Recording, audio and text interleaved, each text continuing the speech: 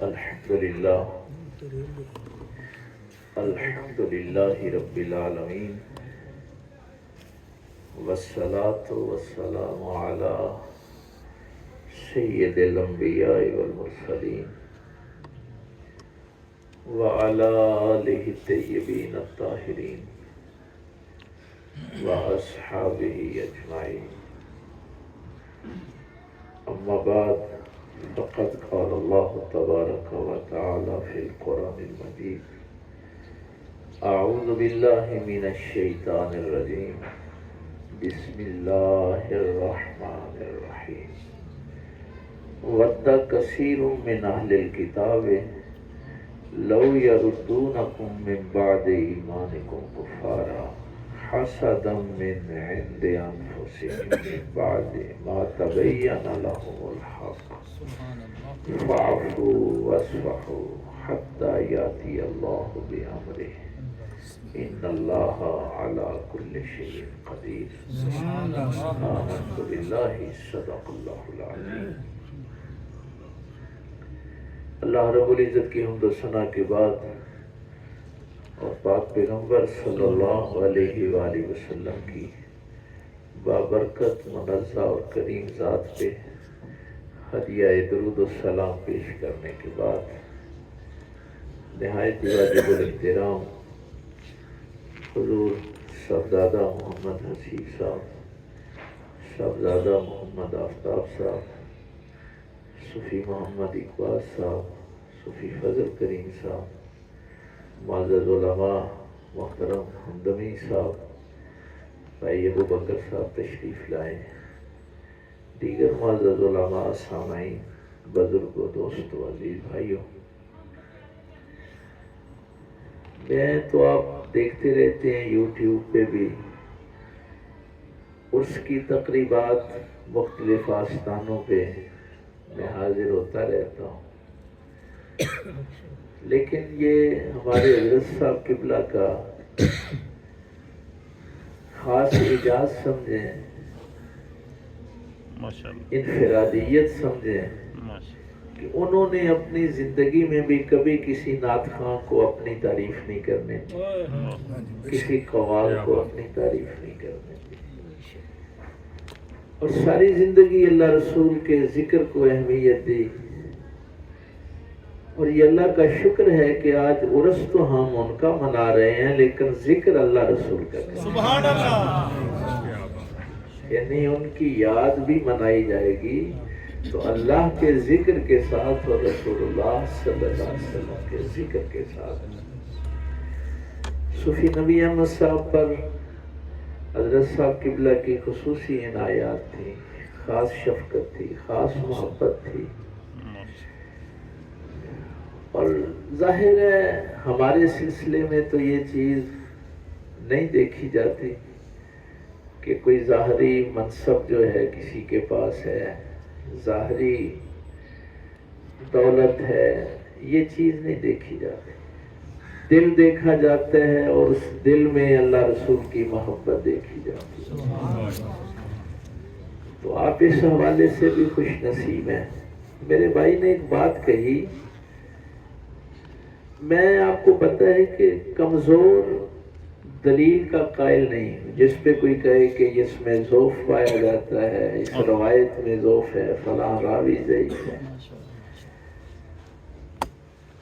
جب آپ کسی کے مرنے پہ، اس دنیا سے جانے پہ دکھ کا اظہار کرتے ہیں تو کیوں کرتے ہیں؟ اس کی پتہ وجہ فلسفے میں کیا لکھی ہے؟ اہل فلاسفہ کہتے ہیں کہ مثلاً آپ اتنا سمجھ لیں کہ ایک بوڑھا آدمی جب فوت ہوتا ہے تو اس پہ اتنا دکھ کا اظہار نہیں کیا جاتا، اس کے مقابلے میں کوئی جوان بچہ چلا جائے تو زیادہ دکھ کا اظہار ہوتا ہے۔ اس کی وجہ کیا ہے؟ کیا وہ بوڑھے کی جان نہیں تھی؟ وہ بھی تو جان ہی گئی ہے نا۔ فرق صرف یہ ہوتا ہے ہمارے ذہنوں میں کہ یہ جو مرنے والا ہے نا، اس سے جو مجھے فوائد مل رہے تھے اب وہ فائدے مجھے نہیں ملیں گے۔ یہ ہوتا ہے بنیادی تصور. مثلا ایک جوان بچہ بھی ہو لیکن اگر وہ اپاہج ہو، آپ کو کوئی فائدہ نہیں دے رہا، تو آپ کتنا دکھ کریں گے اس کی بات. تو اصل چیز ہوتی ہے کہ مرنے پر جو دکھ کا اظہار ہوتا ہے نا، اصل میں جو اس سے مفادات آ رہے ہوتے ہیں نا، ان مفادات کا رک جانا ہوتا ہے. تو جب اس پہ نظر پڑتی ہے تو پھر لوگ غم کا اظہار کرتے ہیں.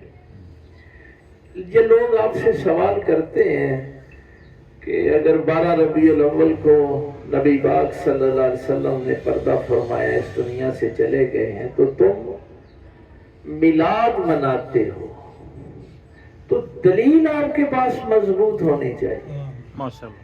بھائی رسول اللہ صلی اللہ علیہ وسلم کے جانے سے جو رحمتیں اللہ دے رہا تھا وہ منقطع نہیں ہوئی.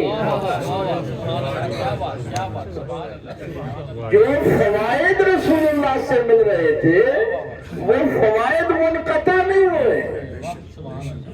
بھائی دکھ تو اس وقت ہوتا ہے نا جب فوائد منقطع ہو جاتے ہیں. اور قصیدہ مردہ شریف کی کوئی 150 شروعات لکھی گئی ہیں، عربی میں، فارسی میں، اردو میں. اور عجیب بات یہ ہے کہ اس میں تمام مسالک کے لوگ ہیں. عربی زبان میں جو لکھی گئی ہمارے خصوصاً الجزائر میں، مصر میں، پھر بر صغیر میں بڑی مشہور شرح لکھی گئی. انور علی شاہ صاحب کشمیری دیوبند کے صدر مدرس رہے، انہوں نے بھی لکھی. تو تمام مسالک کے لوگوں نے لکھی. لیکن ابتدا میں یہ واقعہ سب نے لکھا. آپ گوگل پہ جا کے سرچ کر لیں، میں کمزور بات نہیں کروں گا. یہ سب نے لکھا کہ اگر رسول اللہ صلی اللہ علیہ وسلم ظاہری حیات میں عبداللہ ابن رواحہ کو، کعب بن زہیر کو، حضرت حسان بن ثابت کو نعت سن کر چادر عطا کرتے تھے، تو اس دنیا سے جانے کے بعد امام بصیری کو ویسے ہی چادر عطا کی.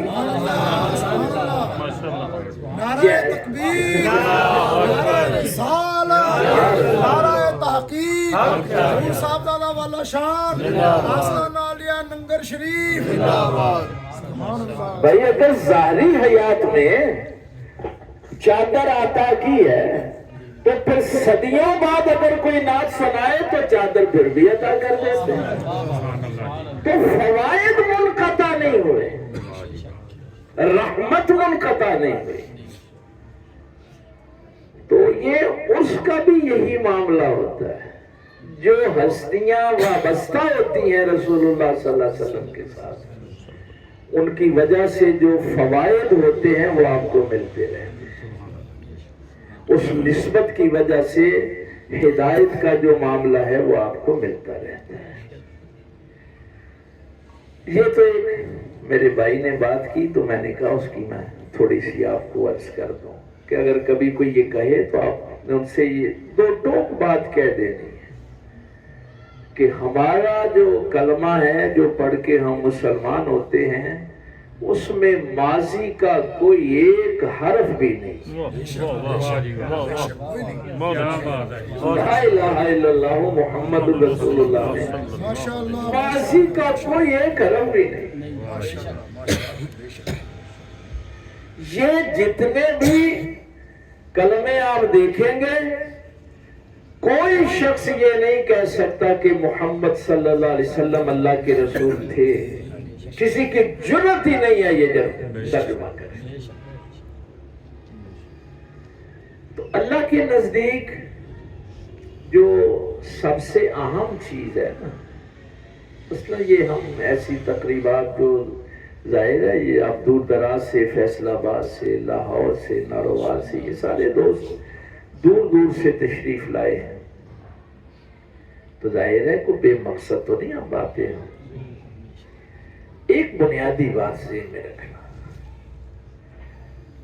اللہ کے نزدیک جو سب سے اہم شے ہے نا وہ ہدایت ہے.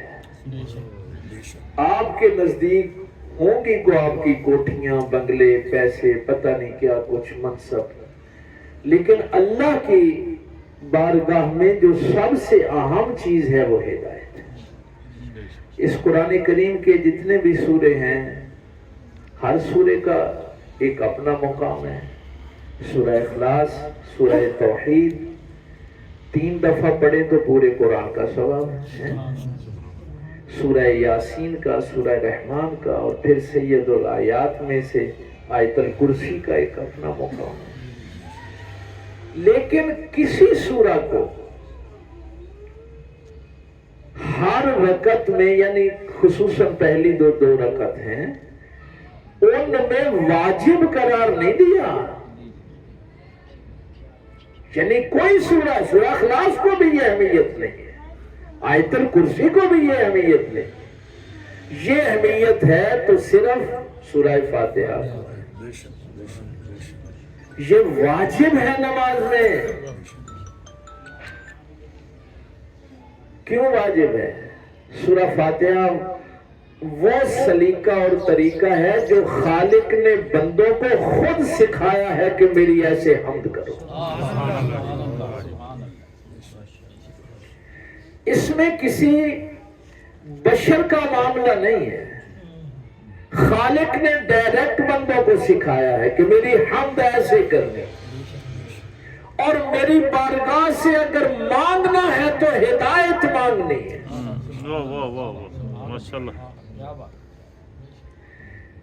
اس کی اہمیت میں آپ کو عرض کر رہا ہوں کہ اللہ کی بارگاہ میں ہدایت کی اہمیت کیا ہے۔ اور یہ جن کا عرس مناتے ہیں نا آپ، جن کی بارگاہ میں حاضر ہوتے ہیں، آج میرا وہ موضوع نہیں ہے، میں نے اسی آیت پہ واپس آنا ہے۔ اہدنا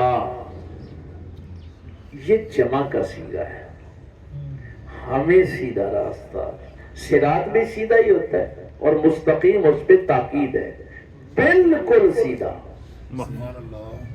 جس میں تھوڑا بہت بھی ٹیڑھا پن نہ ہو۔ تو اہدنا ہمیں ہدایت دے۔ جب آپ ماشاءاللہ یہ علماء آپ کو امامت کرواتے ہیں، نماز پڑھاتے ہیں، تو ظاہر ہے جب اکٹھے پڑھتے ہیں تو اہدنا، اور جب آپ تنہا پڑھتے ہیں تو پھر کیا اہدنی کہتے ہیں؟ کہتے ہیں اہدنی، یا اللہ مجھے ہدایت۔ بھئی اللہ کو وہ بندہ پسند ہی نہیں ہے جو صرف اپنی ہدایت کی خواہش کرے۔ اللہ کو اس بندے کی ضرورت ہی نہیں ہے جس کے ذہن میں یہ ہو کہ صرف مجھے ہدایت ملے۔ نہیں، وہ اکیلا بھی اللہ کی حمد بیان کر رہا ہو تو اہدنا کہے، اس کے ذہن میں ہو کہ میں نے سب کی ہدایت کے لیے کوشش کی۔ یہ ہیں وہ ہستیاں جن کا عرس مناتے ہیں کہ انہوں نے ساری زندگی صرف اپنی ذات کے لیے نہیں سوچا، کائنات کے لیے سوچا۔ اور اب اگر آپ کے ذہن میں وہ روایت ہو تو آسانی سے آپ کو سمجھ آ جائے گی۔ میرے پاک پیغمبر صلی اللہ علیہ وآلہ وسلم نے بھی یہی حکم فرمایا کہ بندہ مومن کی نشانی کیا ہے، ایمان والا کسے کہتے ہیں؟ جو وہ اپنے لیے پسند کرتا ہے وہی اپنے بھائیوں کے لیے پسند کرتا ہے۔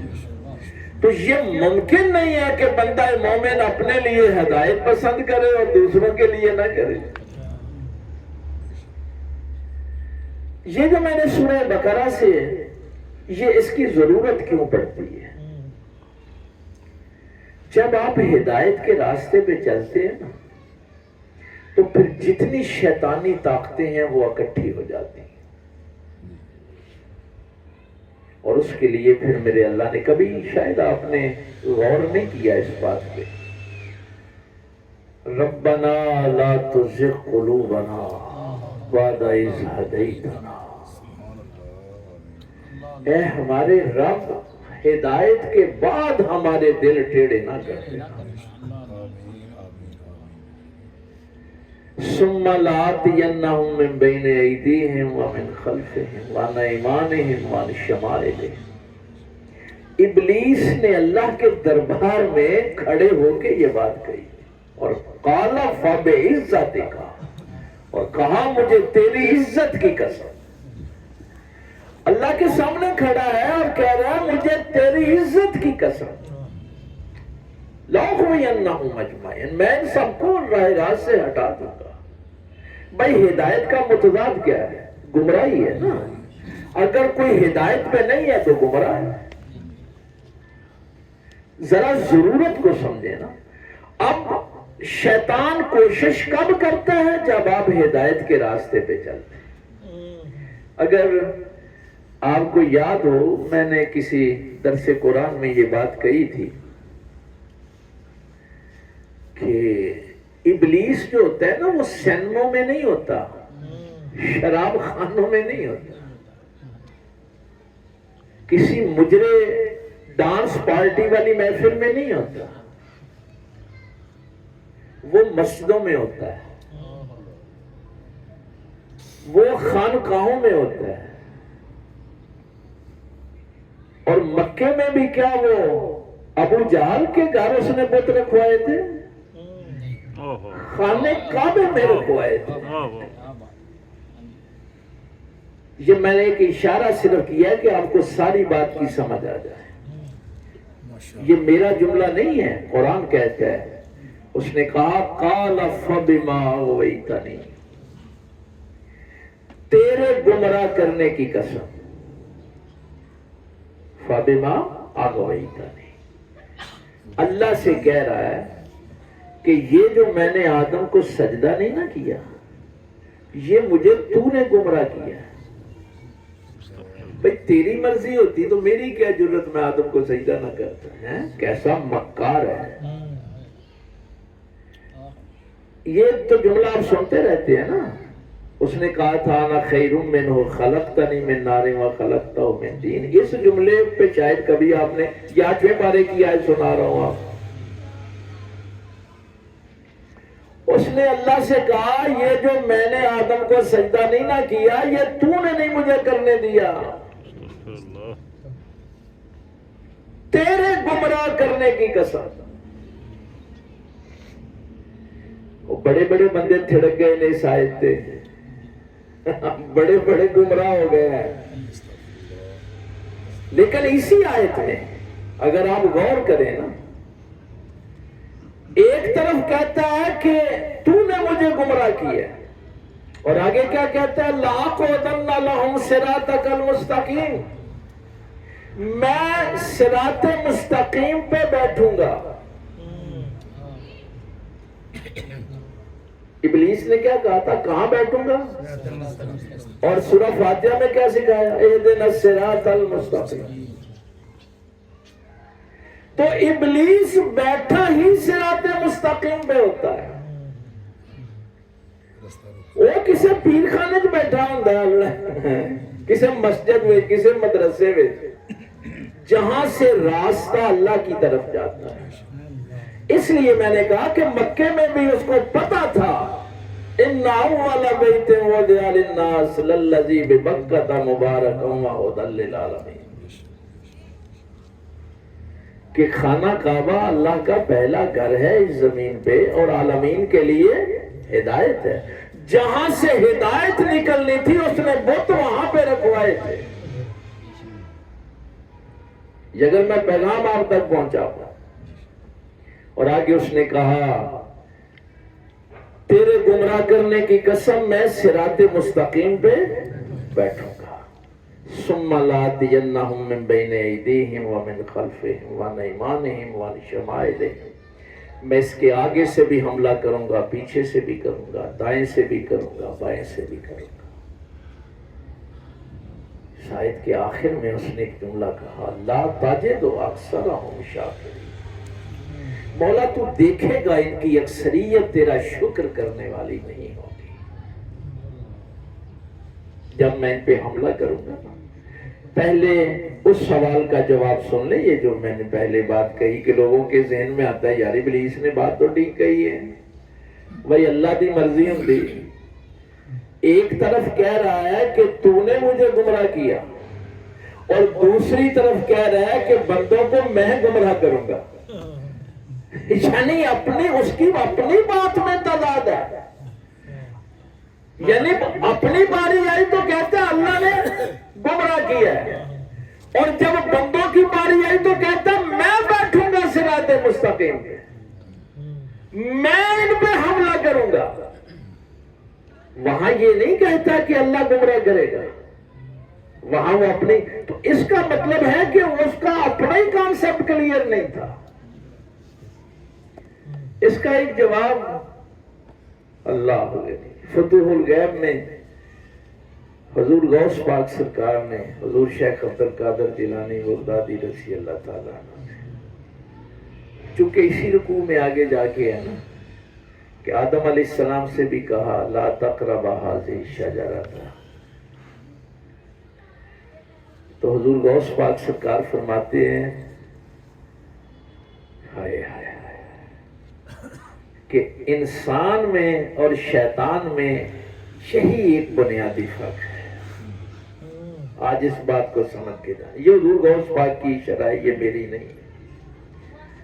فتوح الغیب میں نے اب تو اردو ترجمہ اس کا ہو گیا، شرح بھی لکھ دی گئی، اشرف سیالوی صاحب نے اس کی شرح لکھی۔ سرکار غوث پاک فرماتے ہیں کبھی غور کریں، ابلیس نے اپنی گمراہی کی نسبت اللہ کی طرف کی، قال فبما اغویتنی، تو فرماتے ہیں کہ اسی رکوع میں آگے جا کے جب اللہ پوچھتا ہے کہ آدم تجھے کہا تھا اس درخت کے قریب نہیں جانا، تو کیوں چلا گیا؟ تو آدم علیہ السلام نے یہ نہیں کہا کہ مولا کریم اگر تیری مرضی ہوتی تو میری کیا جرت میں درخت کے قریب جاتا، یہ کہہ سکتے ہیں۔ اور آدم تو کہہ بھی سکتے تھے، آدم علیہ السلام تو یہ جملہ کہہ بھی سکتے تھے، کیوں؟ اس لیے کہ آدم علیہ السلام کی پیدائش سے پہلے اللہ نے انی جاعل فی الارض خلیفہ کہا تھا کہ میں زمین کے لیے ایک اپنا نائب بنا رہا ہوں۔ تو آدم تو کہہ بھی سکتے تھے کہ مولا کریم تو نے تو مجھے بنایا ہی زمین کے لیے ہے، اب ایسے ہی مجھے نکال رہا ہے، آدم کہہ بھی سکتے، لیکن نہیں، یہ فرق ہے، یہ لائن ہے شیطان اور انسان کے درمیان کہ ابلیس اپنی کمزوریاں اور اپنی غلطیوں کی نسبت اللہ کی طرف کرتا ہے، اور انسان اپنی کمزوریوں کی نسبت اپنی طرف کرتا ہے، اور کہا ربنا ظلمنا انفسنا وان لم تغفر لنا۔ تو یہ تو ایک چیز بنیادی ذہن میں رکھنا، یہ نہیں بھی فصل بڑی چنگی ہو گئی تھی کیا میں کھاد ہی بڑی پائی تھی، ہیں محنت ہی بڑی کیتی سی، پلان ہی بڑا زبردست کیتا سی، تے جے وہ سلام وچ رڑ جائے تو اچھا پھر جو اللہ دی مرضی، ہیں کیڑا پہ جائے تو اچھا پھر جو اللہ دی مرضی۔ نہیں، یہ پانچویں، اصل میں ہم قرآن سے بڑا دور ہے نا۔ اس دن شاید جمعے پہ میں نے یہ عرض کیا تھا یا کسی اور موقع پہ، چونکہ یہ دوست اکثر سنتے رہتے ہیں کہ ابھی رمضان شریف بھی آنے والا ہے، اللہ فرماتا ہے شہر رمضان الذی انزل فیہ القرآن۔ بھئی رمضان کی ساری اہمیت صرف اس لیے ہے کہ اس میں قرآن نازل ہوا ہے، شب قدر کی ساری اہمیت اس لیے ہے کہ اس میں قرآن نازل ہے، اور قرآن کی اہمیت کیوں ہے؟ ہدی للناس، اس لیے کہ یہ کتاب انسانوں کو ہدایت دیتی ہے، شہر رمضان الذی انزل فیہ القرآن ہدی للناس۔ تو وہ جملہ میں نے عرض کیا تھا اپنے سننے والوں سے کہ آپ کو یاد ہو، میری تقریباً 60 سال عمر ہو گئی ہے، آپ بھی کچھ 40 سال کے ہوں گے، 45 سال کے، کوئی 60-70 سال کے، کبھی آپ کو یاد ہو کہ آپ نے یہ قرآن کبھی ہدایت کے لیے کھولا ہو؟ کسی بندے کو یاد ہے کہ اس قرآن کو اس نے کھولا ہو اور ارادہ اور نیت یہ ہو کہ میں اس سے ہدایت ہوں؟ ہم ختم پہ بھی جاتے ہیں اینے قرآن شریف کا ثواب. تو جملہ میں نے یہ اپنے سننے والوں سے کہا تھا کہ اللہ کی رائے یہ ہے کہ یہ ہدایت کی کتاب ہے، تمہاری رائے یہ ہے کہ یہ ثواب کی کتاب ہے. اب تمہاری اور اللہ کی رائے ہی نہیں ملتی. بھائی ابھی تمہاری اور اللہ کی رائے ہی نہیں ملتی تو کیسے اس امت کا بھلا ہو؟ کیسے اللہ تعالیٰ تمہاری مدد کرے؟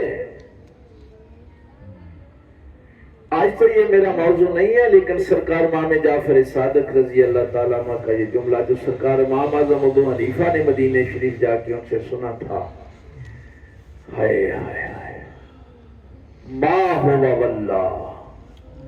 سرکار امام جعفر صادق نے فرمایا تھے اللہ کی قسم اس نے اس قرآن کی تلاوت کا حق ادا نہیں کیا.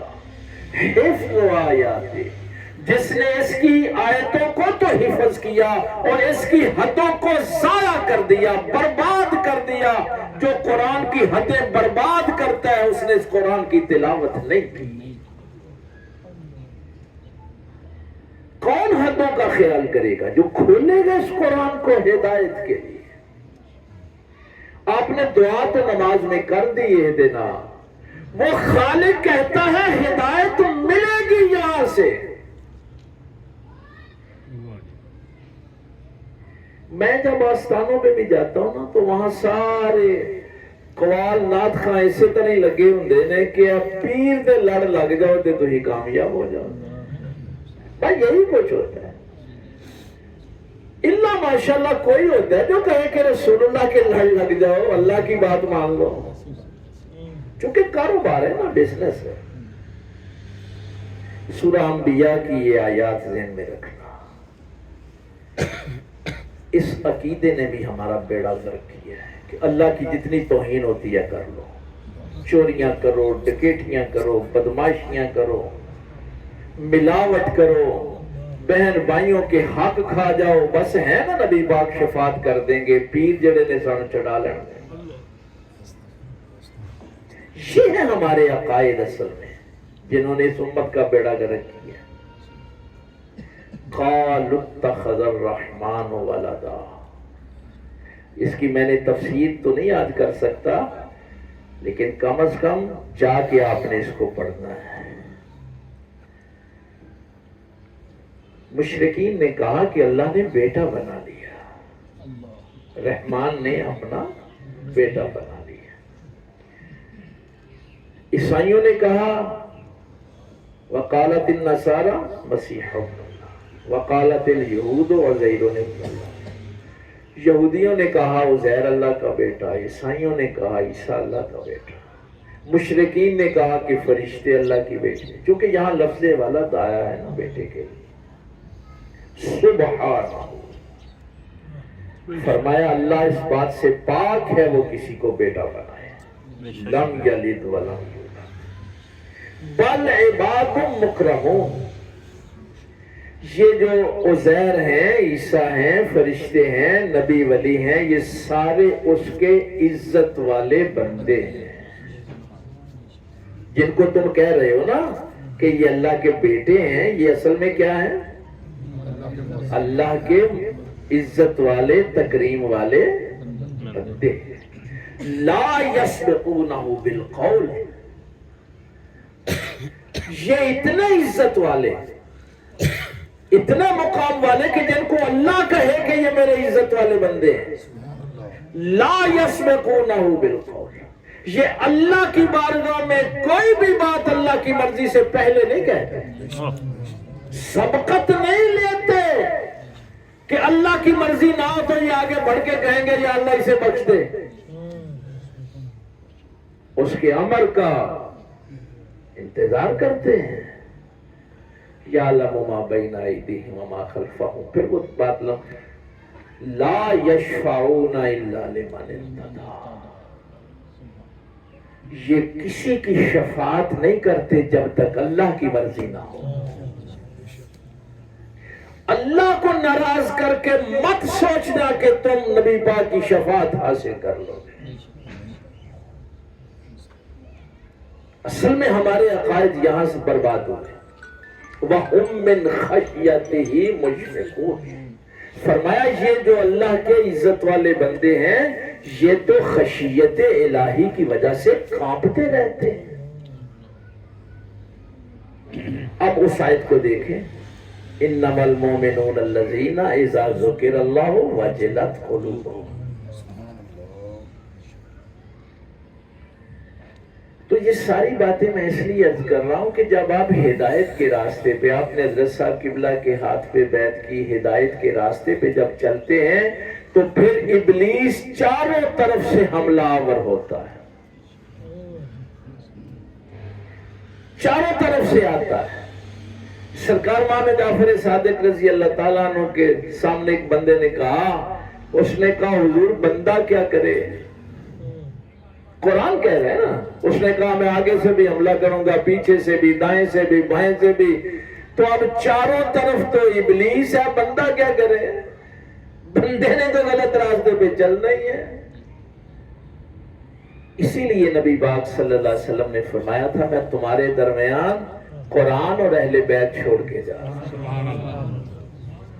قرآن کی تفسیر پوچھنا تو اہل بیت سے پوچھنا. ہم نے نہ ہدایت قرآن سے لی نہ اہل بیت سے لی. اصل میں ہم نے دونوں سے ہی ہدایت نہیں لی. تو اس بندے نے جب سوال کیا نا کہ بندہ کیا کرے، چاروں طرف تو ابلیس ہے، فرمایا تجھے سمجھنے میں غلطی یہ لگی ہے، تو سمجھتا ہے کہ یہ سمتیں چار ہوتی ہیں. اس نے کہا حضور ہم تو یہی پڑھتے رہے ہیں، مشرق مغرب شمال جنوب. آپ بھی کتابوں میں یہی پڑھتے ہیں، ایسٹ ویسٹ نارتھ ساؤتھ، مشرق مغرب شمال جنوب. آپ نے فرمایا نہیں، سمتیں 6 ہوتی. سرکار امام جعفر صادق نے فرمایا سمتیں 6 ہوتی ہیں. ایک یہ آگے پیچھے دائیں بائیں اور ایک اوپر اور ایک نیچے. 6 سمتیں ہیں. یہ 4 ابلیس نے پکڑ لی ہیں، 2 اللہ نے تجھے دی، 2 تیرے پاس. جب ابلیس چاروں طرف سے تجھے گھیر لے تو یا دعا کے لیے ہاتھ کھڑے کر دینا یا سر سجدے میں رکھ دینا. نعرہ تکبیر، نعرہ رسالت، نعرہ تحقیق، صاحبزادہ صاحب زندہ باد، آستانہ عالیہ ننگل شریف زندہ باد. اس امت نے یہ دونوں سمتیں چھوڑ دی. اس لیے کہ آندھے نے پیر پڑھ لیا اور نماز دی لوڑ کا دی، سجدہ کرن دی کا دی لوڑ ہے، دعا دی سونوں کا دی لوڑ. تو جو 2 سمتیں یہ چھوڑ دیتا ہے وہ پھر ابلیس کے نرغے میں ہوتا ہے. اس کا مقابلہ کرنے کا ذریعہ یہی ہے کہ یا سر سجدے میں رکھو یا دعا کے لیے ہاتھ کھڑے کرو. یہ جو میں نے آیا مبارکہ پھر وہ تمہید میں ہی بات. وَدَّ كَثِيرٌ مِّنْ أَهْلِ الْكِتَابِ لَوْ يَرُدُّونَكُمْ مِّن بَعْدِ إِيمَانِكُمْ كُفَّارًا. چونکہ موضوع وہی تھا کہ اہل کتاب کی اکثریت یہ چاہتی ہے کہ ایمان کے بعد تمہیں پھر کفر کی طرف لوٹا دیں.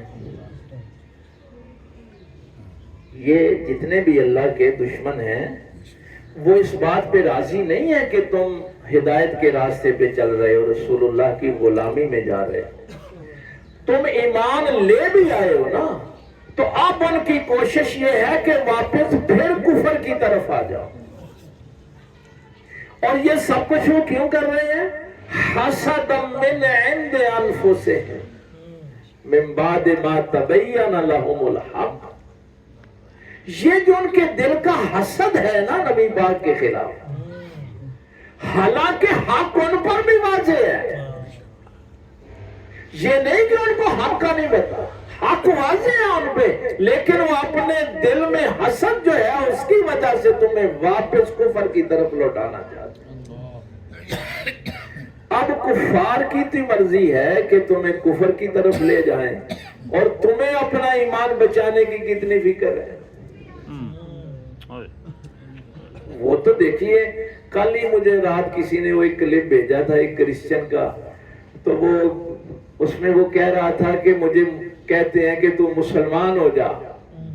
یہ رات ہی مجھے ایک بندے نے بھیجا کہ اس کے سوالوں کا کوئی جواب. اس نے کہا مجھے کہتے ہیں مسلمان ہو جا. تو وہ کہہ رہا تھا میں کون سا مسلمان بنوں؟ جو مسجد میں زنجیر کے ساتھ گلاس باندھ دیتے ہیں مجھے وہ مسلمان بنانا چاہتے ہیں؟ تم نیا جوتا پہن کے مسجد میں عید پڑھنے نہیں جاتے کہ کوئی اٹھا نہ لے، مجھے وہ مسلمان بنانا چاہتے ہیں؟ کون سا مسلمان؟ اس نے کہا میں تو سچ بولتا ہوں، مسلمان بنا کے مجھے جھوٹ پہ مجبور کرنا چاہتے ہو. کبھی ہم نے سوچا ہے بس یہی ہے کہ میلاد کی محفل سال بعد کر لیں گے تو بیڑا پار ہو جائے گا؟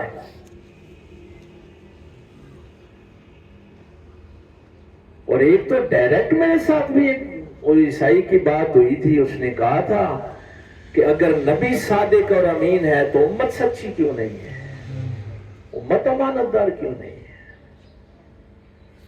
پھر کبھی وہ یہ سوال اٹھاتے ہیں کہ بھئی میں نے کلمہ پڑھ کے مسلمان اگر ہو گیا تو میں نے کون سا مسلمان ہونا ہے؟ شیعہ ہونا ہے، سنی ہونا ہے، بریلوی ہونا ہے، دیوبندی ہونا ہے، کون سا مسلمان؟ بھئی مجھے بنانا کیا چاہتے ہو کہ میں سچ میں تو اپنی دکان پہ بددیانتی نہیں کرتا، تو مجھے بددیانت بنانا چاہتے ہو؟ میں تو جھوٹ نہیں بولتا. تو وہ رات مجھے اس بچے نے، یہ ظاہر ہے کتنی پریشانی والی بات ہے. تو میں نے اس سے کہا کہ پریشان ہونے والی بات نہیں، اس سے کہنا کہ تو نے ان مسلمانوں کا اسلام قبول نہیں کرنا، تم نے محمد الرسول اللہ کا اسلام قبول کرنا. اسلام مسلمانوں کا نہیں ہے، محمد الرسول اللہ کا ہے. اور اگر تجھے کوئی شک ہے تو اپنے آکسفورڈ یونیورسٹی کے پروفیسر گبن کی کتاب ہی پڑھ لے کہ نبی صادق اور امین تھے کہ نہیں تھے. تو نے کلمہ ان مسلمانوں کا پڑھنا ہے. ہدایت لینی ہے تو اس قرآن سے لو، نبی پاک کی سیرت سے لو. تو یہ احوال ہمارے ہو گئے ہیں. اس کا جو سبب نزول بیان ہوا ہے نا، وہ غزوہ احد کے بعد کچھ دو مشرکین تھے، یہودی تھے، وہ پتہ ملے کن سے؟ حضرت حذیفہ یمانی سے اور حضرت عمار یاسر سے. یہ نبی پاک کے بڑے پکے غلام ہیں، رازدار ہے حذیفہ نبی پاک. پتہ کیسا رازدار ہے؟ حضرت عمر فاروق نے بھی جب زخمی ہوئے تھے تو ان سے ہی پوچھا تھا، حذیفہ میرے متعلق رسول اللہ نے کیا فرمایا تھا؟ اور حضرت عمر فاروق پتہ جب جنازہ ہوتا تھا تو سرکار پہلے ایک نظر دیکھتے تھے کہ بھائی حذیفہ جنازے میں ہے، حضور ہے تو آپ جنازہ پڑھا دیتے تھے. اور اگر حذیفہ نہیں ہوتے تھے، حضرت عمر فاروق نے ساری زندگی جنازہ نہیں پڑھایا جس جنازے میں حذیفہ نہیں. تو لوگوں نے پوچھا کہ اس کی کیا وجہ ہے؟ آپ نے فرمایا کہ حذیفہ منافق کا جنازہ نہیں پڑھتا.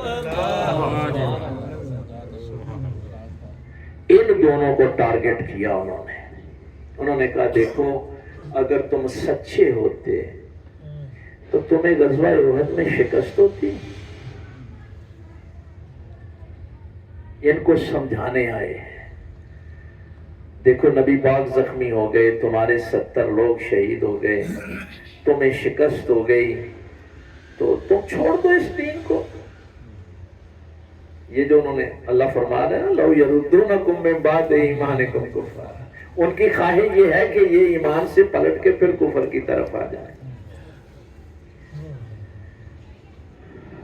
حضرت عمار رضی اللہ تعالیٰ عنہ نے ان سے کہا تمہارے دین میں، تمہارے مذہب میں وعدہ خلافی کیا سمجھی جاتی ہے؟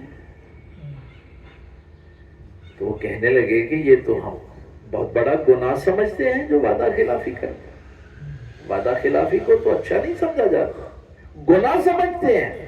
تو حضرت عمار رضی اللہ تعالیٰ عنہ نے فرمایا پھر میں نے محمد الرسول اللہ سے وفا کا وعدہ کیا ہے، اب تمہارے دین کے مطابق بھی میں گناہ گار ہو جاؤں۔ اور ان کا وعدہ بھائی کو ہماری طرح کا نہیں تھا۔ حضرت عمار رضی اللہ تعالیٰ عنہ یہ وہ شخص ہے جس کی ماں پہلی شہیدہ ہے اسلام کی، جن کے باپ نے پہلی شہادت، اور یہ بچے تھے اس وقت درخت کے ساتھ باندھا ہوا تھا، ان کے سامنے ماں کو بھی شہید کیا گیا، ابو جہل نے وہ تیر مارا تھا یہاں۔ اس نے حضرت عمار رضی اللہ تعالیٰ عنہ نے اپنے ماں باپ کو اپنی آنکھوں کے سامنے شہید ہوتے دیکھا ہے، لیکن وفا نبھائی ہے۔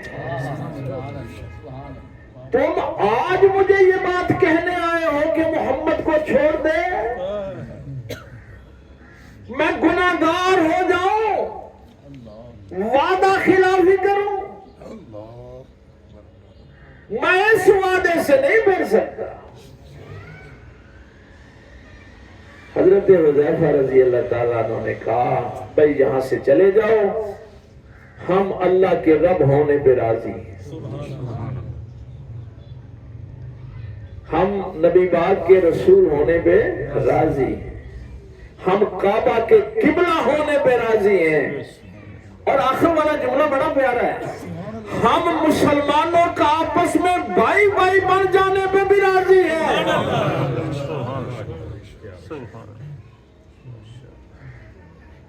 شاید ہم راضی نہیں ہیں، ہم تو ہر وقت اپنے بھائیوں کے متعلق پتہ نہیں کیا سوچتے رہتے، وہ اسی بات پہ راضی تھے کہ ہم بھائی ہیں تو نبی پاک کی وجہ سے، حضور کی نسبت کی وجہ سے۔ اچھا یہ چونکہ شاید آپ کے ذہن میں نہیں، چوتھے پارے میں وقت کم رہ گیا، عصر کی نماز قریب ہے،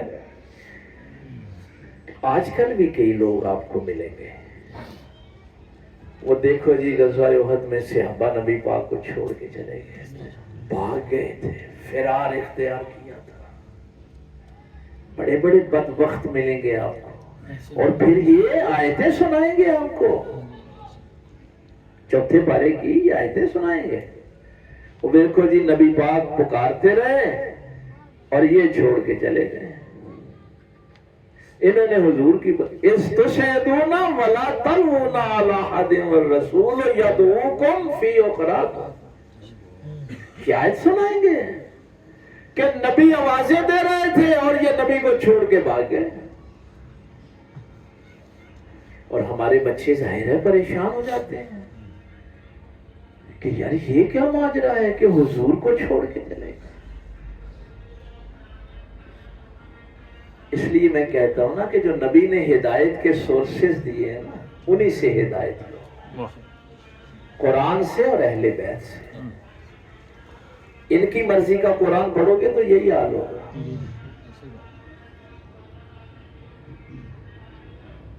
حضرت حمزہ کیوں شہید ہوئے تھے؟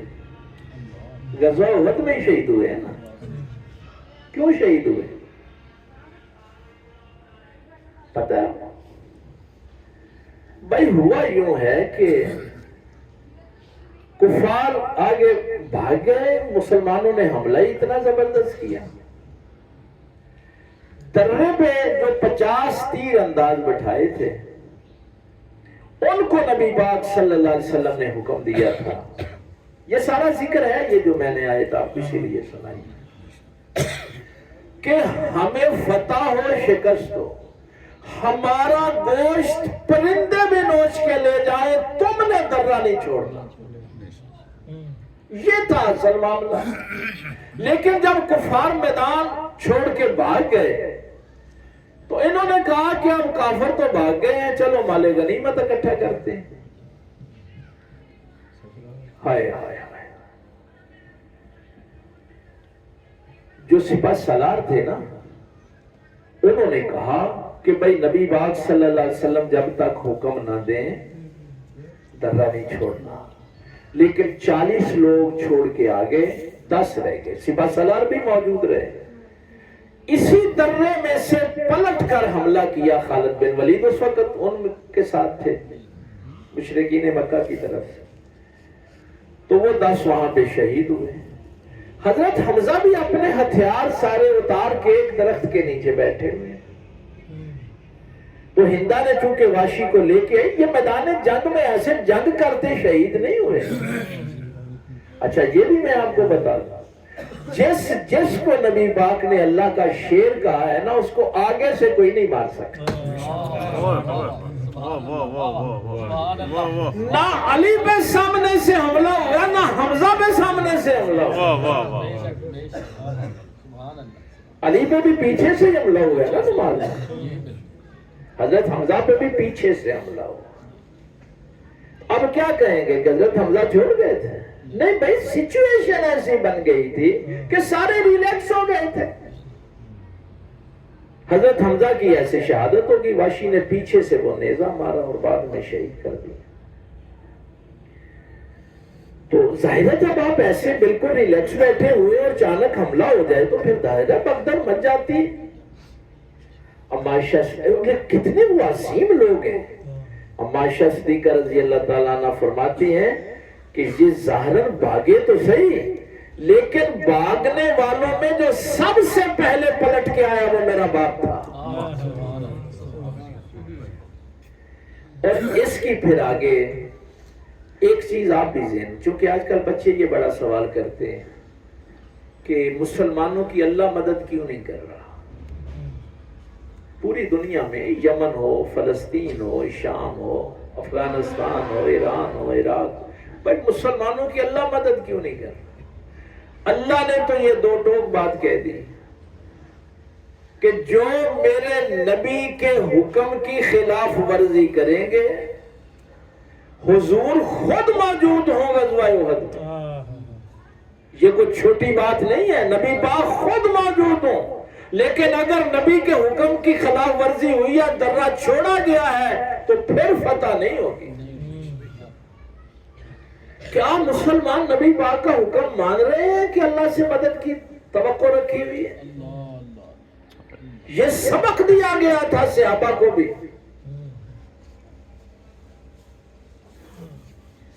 اب اگر یہ اتنے ہی برے تھے, یہ آیت پڑھ کے جو سناتے ہیں, اب اللہ ان کے متعلق کیا کہتا ہے؟ پہلے تو اللہ نے اپنے نبی کی شان بیان کی, فرمایا فَبِمَا رَحْمَةٍ مِّنَ اللَّهِ لِنْتَ لَهُمْ وَلَوْ كُنْتَ فَظًّا غَلِيظَ الْقَلْبِ لَانفَضُّوا مِنْ حَوْلِكَ. اے نبی, اگر آپ کا دل نرم نہ ہو, آپ رحمت والے نہ ہو, آپ محبت کرنے والے, تو یہ آپ کے ارد گرد جو بیٹھے ہیں نا, یہ نہ بیٹھے ہیں. آپ کے ارد گرد یہ جو بیٹھے ہیں آپ کی محبت کی وجہ سے, الفت کی وجہ سے, شفقت کی وجہ سے. اب ان صحابہ کے متعلق ادیاں آیتاں نہیں پڑھنی. اللہ نے نبی پاک کو حکم دیا فاعف عنہم, اے میرے رسول ان کو معاف کر دو.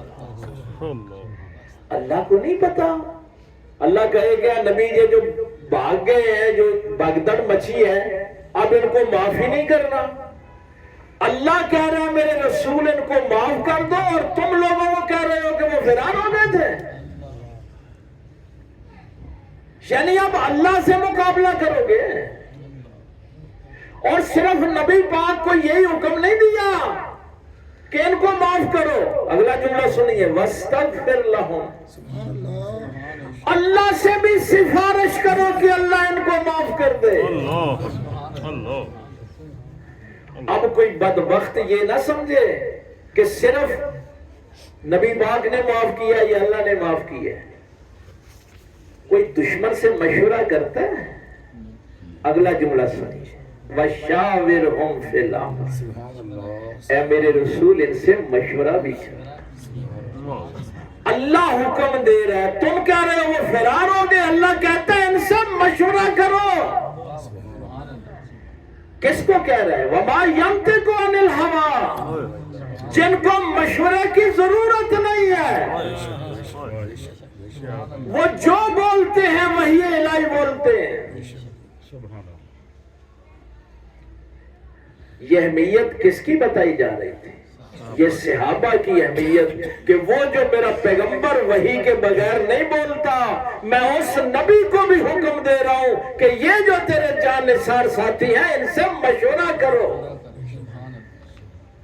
اللہ ان سے مشورہ کروانا چاہتا ہے اور تم ان کی بے ادبی کرنا چاہتے، گستاخی کرنا چاہتے۔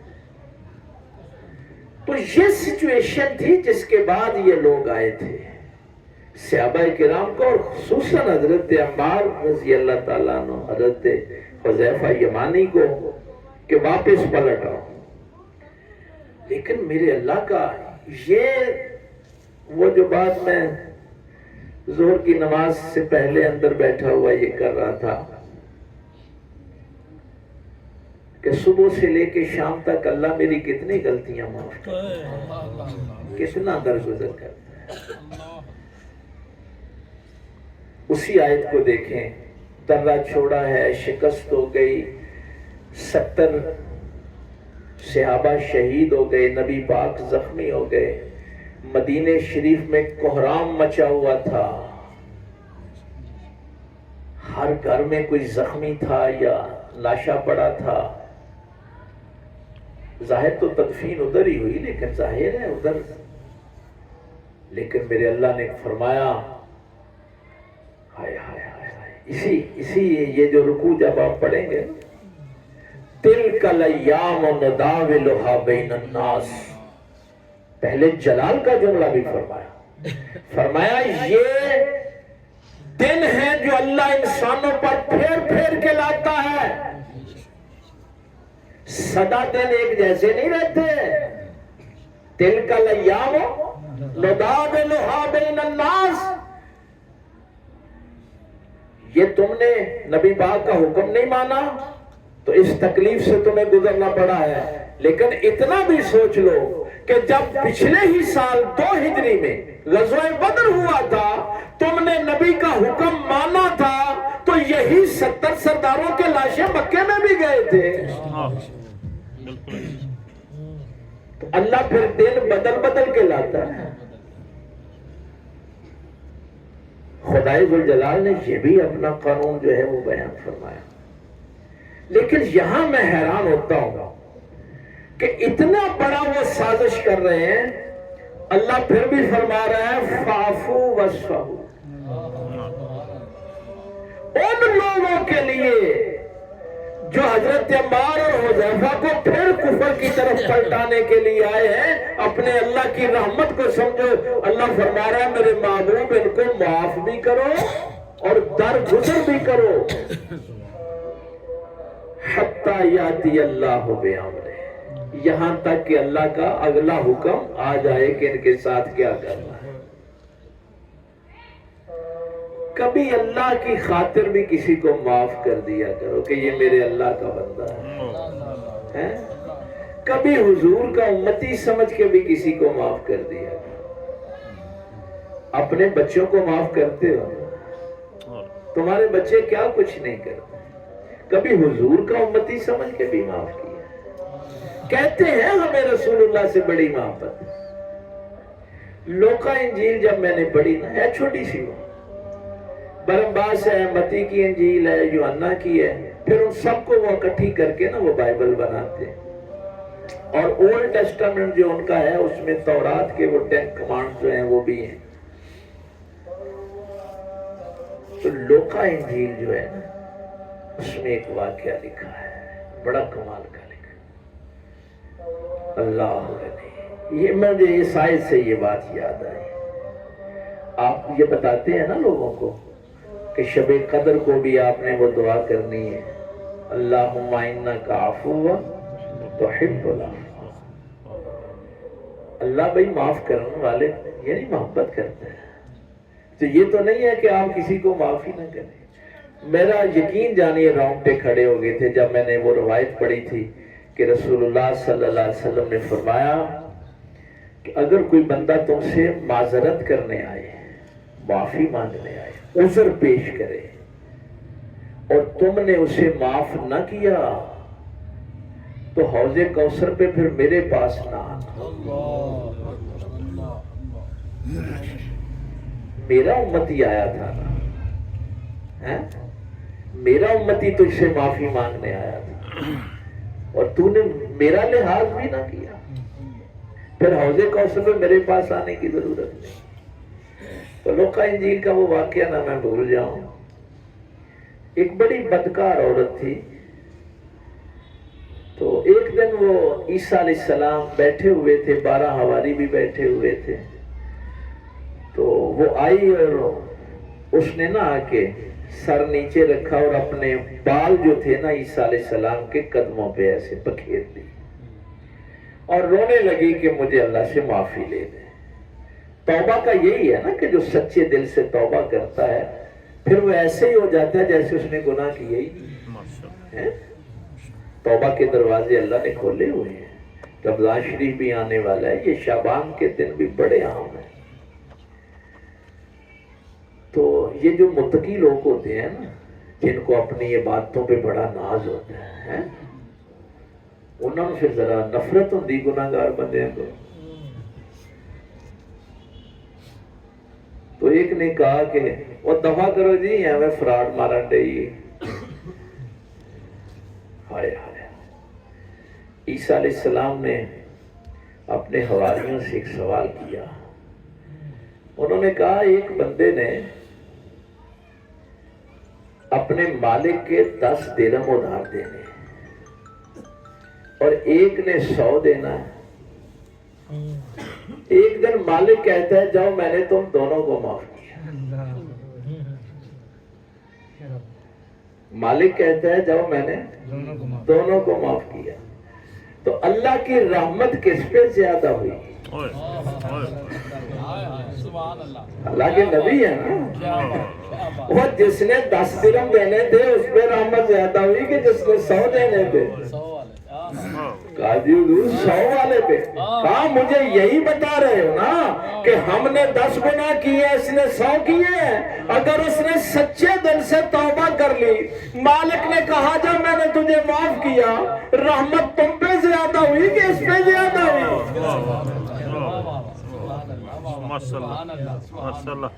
اس لیے فرمایا کہ جو توبہ کر لے اس کا گناہ جتلانا بھی نہیں کہ آپ دیکھے تو بڑا متقی فلانے دور میں، نہ نہ۔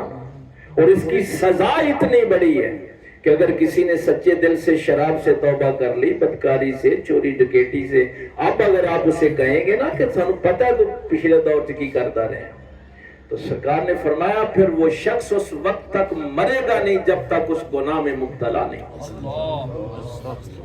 توبہ والے کو کبھی ایسا نہیں ہے۔ تو ان ہدایت والوں کے ساتھ وابستہ رہیں، اللہ تعالیٰ عمل کی توفیق دے۔ آخر دعوانا